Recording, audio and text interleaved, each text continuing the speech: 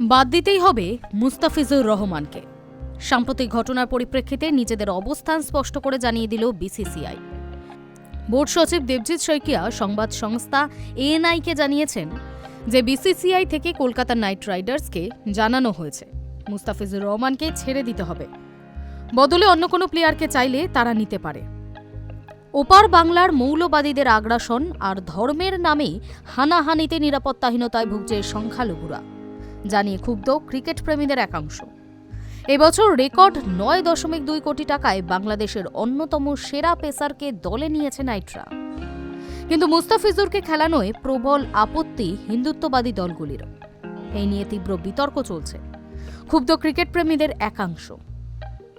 Night মালিক শাহরুখ খানকে দেশদ্রোহী বেইমানও বলা হচ্ছে।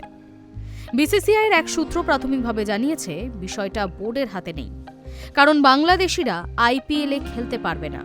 সেই বিষয়ে সরকারের তরফ থেকে কোনো নির্দেশিকা আসেনি। এবারের আইপিএলে একমাত্র বাংলাদেশি মুস্তাফিজুরই। এবার নিজেদের অবস্থান স্পষ্ট করে দিল বোর্ড। দেবজিৎ শইকিয়া স্পষ্ট করে বলেছেন, সাম্প্রতিক পরিস্থিতিতে বিসিসিআই থেকে কেকেআরকে নির্দেশ দেওয়া হয়েছে তাদের বাংলাদেশি প্লেয়ার মুস্তাফিজুর রহমানকে ছেড়ে দিতে হবে।